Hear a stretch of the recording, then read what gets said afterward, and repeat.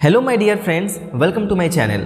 ये particular video मैं उन अपने शिक्षक साथियों के लिए बनाने जा रहा हूँ जो as a contextual teacher KVS को ज्वाइन करना चाहते हैं। और ऐसे बहुत सारे लोगों ने मेरे उस इंटरव्यू वाले वीडियो पे भर भर के कमेंट्स किए थे। अगर आपने वो वीडियो नहीं देखा है तो मैं डिस्क्रिप्शन में लिंक दे रहा हूँ और आई बटन में भी छोड़ दे रहा हूँ, जाकर देख लेना। और इस वीडियो के थ्रू मैं उनके सारे क्वेरीज़ का आंसर करूंगा। और अगर आपकी कोई क्वेरी यहाँ पे छूट जाती है तो प्लीज़ नीचे कमेंट करना, मैं वहाँ से भी इसको पिकअप कर लूँगा, ठीक है। सो देखो, सबसे पहला जो क्वेश्चन है वो पूछा गया था हमसे, डेट इज़ कि सर क्या 10th एंड 12th की पासिंग सर्टिफिकेट लेकर जाना ज़रूरी है या नहीं है। तो सबसे पहले डियर फ्रेंड्स मैं आपको बता देता हूँ, ऐसे 10th एंड 12th की पासिंग सर्टिफिकेट तो उतनी मैंडेटरी नहीं होती। आपकी ग्रेजुएशन की पासिंग सर्टिफिकेट इम्पॉर्टेंट है, उसको आप अपने पास रखना, ठीक है। अगर आपने नहीं निकाला है तो निकाल लेना। लेकिन मैं कहूँगा कि अगर आप हर एक तरफ से सेफ़ रहना चाहते हो तो आप 10th का, 12th का और ग्रेजुएशन का, ये तीनों का सर्टिफिकेट ज़रूर रखना, ठीक है। क्योंकि जिस दिन आपकी इंटरव्यू होने वाली होती है तो उसमें डॉक्यूमेंट वेरिफिकेशन होती है, तो उस समय वो चाहिए होता है, ठीक है। नहीं है तो वो आपको टाइम दे सकते हैं और उसके बाद उस समय भी आप उसको सबमिट कर सकते हो। पर अपने एंड से आप सारे डॉक्यूमेंट्स, मार्कशीट, साथ साथ में जो सर्टिफिकेट है वो भी लेकर रखना अगर पॉसिबल हुआ तो। क्वेश्चन नंबर 2 मुझसे पूछा गया था कि सर हम अपने ग्रामर पे अच्छा कमांड कैसे बनाएं। तो देखो दोस्त, सबसे पहली बात तो ये है कि अगर आपको ग्रामर में अच्छा कमांड बनाना है, अगर आप ऑलरेडी टीचिंग कर रहे हो तब तो बहुत अच्छा है। आप स्टूडेंट को सिखाओ, ज़्यादा से ज़्यादा ग्रामेटिकल क्वेश्चंस दो उनको, और स्पेशली थोड़े ट्रिकी टाइप के क्वेश्चंस दो। जो कंपटीशन लेवल के क्वेश्चंस होते हैं ना, उसको आप अटेम्प्ट करने का प्रयास करो, बनाने का प्रयास करो। मैं आपको 2 ट्रिक बताता हूँ जिससे अपने ग्रामर पे आप बहुत अच्छा पकड़ बना सकते हो। सबसे पहला हो गया ब्लैंक्स को भरना। जितना ज़्यादा आपको ब्लैंक्स मिलते हैं, ब्लैंक टाइप के क्वेश्चन मिलते हैं, उतने क्वेश्चंस बनाओ। सेकेंड जो बहुत इंपॉर्टेंट है, डेट इज़ एरर करेक्शन। आपको अगर ऐसे कोई भी क्वेश्चंस मिलते हैं जहाँ पे आपको गलतियाँ ढूंढनी है और उन गलतियों को सुधारना है, आप वो ज़रूर देखो।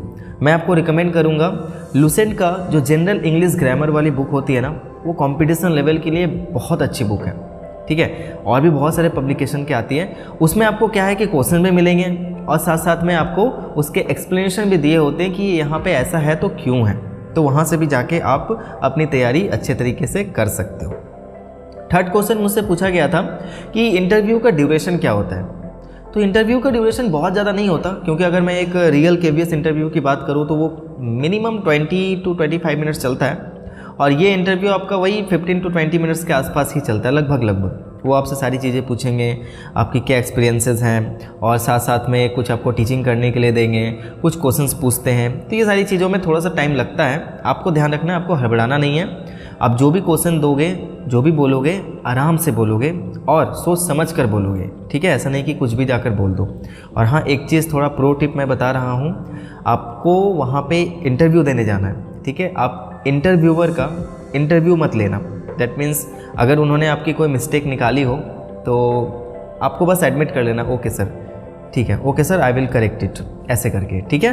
तो ध्यान रखना है कि बहुत ज़्यादा सवाल जवाब उनसे ही नहीं पूछना है, वो आपकी इंटरव्यू ले रहे हैं, ना कि आप उनकी इंटरव्यू ले रहे हो। ये एक प्रो टिप है, ध्यान रखना। ये बहुत सारे इंटरव्यू में आपको रिजेक्ट कर दिया जा सकता है इस वजह से। नेक्स्ट क्वेश्चन मुझसे पूछा गया था कि मुझे कौन सा कोर्स करना चाहिए अगर मुझे केवीएस का टीचर बनना है। तो देखो, अगर आप पीआरटी के लिए जा रहे हो तो डेफिनेटली आपका 12th कंप्लीट होना चाहिए। साथ साथ में आपने डीएलएड किया हो, वो बहुत इंपॉर्टेंट है, क्योंकि कोई भी एजुकेशन की डिग्री आपके पास होनी चाहिए। अगर आपने बीएड कर रखा है तब तो आपने ग्रेजुएशन किया है, वो तो चलेगा, ठीक है। लेकिन साथ साथ में कोई एलिमेंट्री एजुकेशन का आपको डिग्री करना मस्ट है, समझ गए। और अगर आप हायर क्लासेस के लिए जा रहे हो, डैट मीन्स अगर आप टीजीटी के लिए जा रहे हो तो उसके लिए भी, और पीजीटी के प्राइमरी के लिए भी, पीआरटी के लिए भी, दोनों के लिए सीटेट का पास होना बहुत ज़रूरी है। अगर आप प्राइमरी में जा रहे हो तो आपके पास डीएलएड की डिग्री होनी चाहिए, 12th कंप्लीट होना चाहिए, एंड थर्ड सीटेट पेपर 1 आपका क्लियर होना चाहिए मिनिमम। अगर आप टीजीटी के लिए जा रहे हो तो आपका ग्रेजुएशन कंप्लीट होना चाहिए, बीएड कंप्लीट होना चाहिए, साथ साथ में पेपर 2 भी कंप्लीट होना चाहिए। लेकिन आप पीजीटी के लिए अगर जा रहे हो तो पीजीटी के लिए सीटेट की ज़रूरत नहीं होती।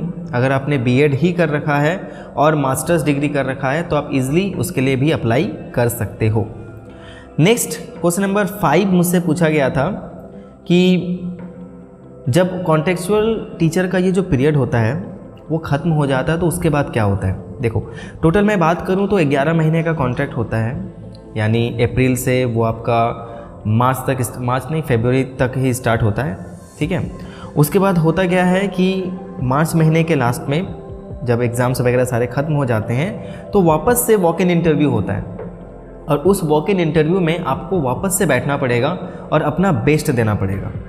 और बेसिकली जो भी स्कूल में आप ऑलरेडी काम कर रहे हो या फिर करने वाले हो, उस स्कूल की जो अथॉरिटी होगी यानी जो प्रिंसिपल सर होंगे और पूरी अथॉरिटी आपको देखेगी, सारी चीज़ें ऑब्जर्व करेगी, साल भर में आपने कैसा परफॉर्मेंस दिया, क्या आपने अच्छा किया है ना, वो सारी चीज़ों के लिए आपको पॉइंट्स मिलते हैं और वो पॉइंट्स आपको नेक्स्ट इंटरव्यू में काम आने वाले हैं। ये बहुत ज़्यादा देखा जाता है कि ये टीचर ने कितने अच्छे तरीके से चीज़ों को डील किया, कितना ये एक्टिव है एंड सारी चीज़ों को अच्छे से कर रहा है। इसी बेसिस पे आपके चांसेस बढ़ जाते हैं कि वापस से आप उस पीरियड को ज्वाइन कर सकते हो, ठीक है। लेकिन इंटरव्यू में आपको बैठना ही पड़ेगा उसी दिन जिस दिन सारे अदर कैंडिडेट्स वहाँ पर आ रहे होंगे। आपको अपना बेस्ट देना। ये दिमाग में मत रखना कि मैं ऑलरेडी एक बार सेलेक्ट हो चुका हूँ तो ऑलरेडी मैं वापस से सेलेक्ट हो जाऊँगा, ये गलतफहमी में मत रहना। आपको अपना बेस्ट देना है। 6 नंबर जो है वो मुझसे पूछा गया था कि क्या DECE जो है वो स्टूडेंट जिन्होंने भी DECE कोर्स किया हुआ है वो एलिजिबल है या नहीं। तो जहाँ तक मुझे लगता है कि DECE जो कोर्स होता है वो प्री नर्सरी के लिए होता है, ठीक है, जो नर्सरी से भी नीचे होते हैं। और आपको पता है कि ये जो कोर्स है वो प्ले स्कूल के लिए होता है और KVS तो प्ले स्कूल देता नहीं है, ये तो क्लास 1 से स्टार्ट होता है, तो इसीलिए ये कोर्स अभी इसमें अप्लाई नहीं होता। लेकिन मेरे दोस्त बहुत जल्द, हमारे यहाँ पे एक मीटिंग हुई थी, उसमें ये बताया गया था कि KVS बहुत जल्दी प्लानिंग कर रहा है कि वो बच्चों यानी जो नर्सरी स्कूल होता है ना, नर्सरी LKG UKG, इसको भी ये इम्प्लीमेंट करने वाला है। तो अगर ऐसा करता है तब जाकर ये कोर्स वाले भी लोग इसमें ज्वाइन कर सकते हैं, ठीक है। 7 नंबर क्वेश्चन हमारे पास है कि क्या सीटेट मस्ट है कॉन्टेक्चुअल टीचर के लिए। तो जैसा मैंने पहले बताया, जी हाँ, अगर आप PRT के लिए और TGT के लिए जा रहे हो तो उसमें सीटेट मस्ट है। लेकिन अगर आप PGT के लिए जा रहे हो तो सीटेट इज़ नॉट मैंडेटरी। अगर आपने निकाल रखा है तो बहुत अच्छी बात है। नेक्स्ट क्वेश्चन नंबर 8 कि कॉन्टेक्चुअल टीचर की सैलरी क्या होती है। तो ऑब्वियसली दोस्तों जो साइट पे लिखा हुआ है वही सैलरी आपको यहाँ पे मिलती है। बस अगर आपका स्कूल आपको एकोमोडेशन प्रोवाइड किया हो तो वो एकोमोडेशन के चार्जेस कटते हैं, अदरवाइज़ एक्स्ट्रा कोई चार्ज नहीं कटता। महीने में एक आपकी छुट्टी होती है, उससे ज़्यादा अगर आप छुट्टी लोगे तो आपको कट जाते हैं। एंड एक और चीज़ मैं आपको मेंशन कर देता हूँ कि जो वैकेशन है यानी 40 डेज़ का समर वैकेशन, 20 डेज़ का विंटर वैकेशन एंड 10 डेज़ का ऑटम ब्रेक जो DP के समय होता है, इन तीनों चीज़ों की सैलरी नहीं है। यानी 40 + 20 + 10 70 डेज़ की आपकी पूरे ईयर में सैलरी नहीं है। इस चीज़ को आपको नोट डाउन कर लेना है। ये सारे कॉन्ट्रैक्ट में लिखा होता है कि 70 डेज़ की सैलरी नहीं होती। नेक्स्ट 9th नंबर क्वेश्चन मुझसे पूछा गया था कि अगर मैंने क्लास 12 पास किया हुआ है और DLED किया हुआ है तो उसमें BEd एंड CTET ऐसे कुछ क्वेश्चन पूछा हुआ था। मैंने आपको ये क्वेरी पहले ही डील कर दी है, तो आई होप कि आपका ये कन्फ्यूज़न क्लियर हो गया होगा। 10 नंबर क्वेश्चन मुझसे पूछा गया था कि क्या मैं एक सब्जेक्ट लेकर अगर मैं 1 साल पढ़ता हूँ फिर मैं दूसरे साल में अपने ग्रेजुएशन में एक सब्जेक्ट चेंज करता हूँ तो क्या मैं एलिजिबल हूँ? नहीं। आपको हमेशा याद रखना है कि KVS में अगर आप ज्वाइन करने जा रहे हो तो उसके लिए बहुत सारे पर्टिकुलर नॉर्म्स होते हैं। अगर आप कोई सब्जेक्ट टीचर बनने जा रहे हो तो जिस सब्जेक्ट के आप सब्जेक्ट टीचर बनोगे वो 3 साल ग्रेजुएशन में आपका वो सब्जेक्ट होना चाहिए। अगर नहीं होगा तो आप एलिजिबल नहीं हो। 11th नंबर क्वेश्चन कि डॉक्यूमेंट वेरिफिकेशन कैसे होती है। तो डॉक्यूमेंट वेरिफिकेशन आपके 2 लेवल पे होती है। एक तो आपका जिस दिन इंटरव्यू होगा उसी दिन होगा। अगर आपका कोई डॉक्यूमेंट छूट गया होगा, बच गया होगा, तो वो आपका जिस दिन डेट ऑफ ज्वाइनिंग होगा उस दिन वो आपको वेरीफाई कर लिया जाता है। लेकिन ज़्यादा से ज़्यादा काम जो होता है वो आपका उसी दिन हो जाता है जिस दिन इंटरव्यू हो। सबसे पहले आपको बुलाया जाएगा, पहले आपकी डॉक्यूमेंट सारी वेरीफाई की जाएंगी कि आपके पास वो सारे डॉक्यूमेंट्स है या नहीं जो स्कूल ने आपसे डिमांड की है।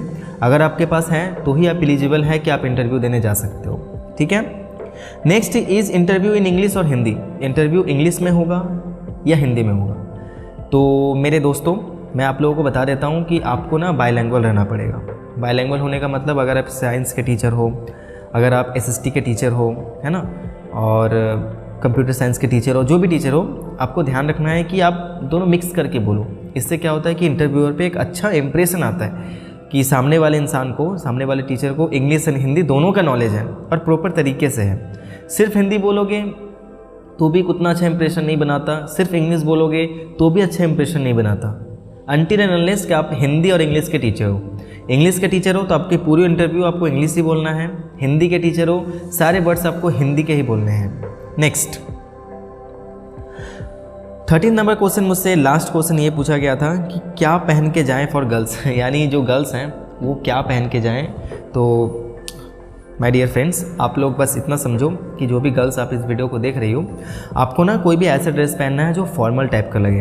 अगर आपके पास साड़ी है तो बहुत बढ़िया बात है, और नहीं तो आप फॉर्मल सूट जो होता है ना, नॉर्मल सूट, वो भी पहन के जा सकते हो, लेकिन प्रॉपर्ली ड्रेस्ड अप होके जाना वो ज़्यादा अच्छा लगता है। मेल के लिए तो मैंने बता ही दिया था, जितना आप फॉर्मल पहनोगे उतना बेटर है, और अपने लुक को आप बेटर करके रखो, ठीक है। जितना हो सके आप उतना अच्छा दिखने का प्रयास करो, वो प्लस पॉइंट देता है।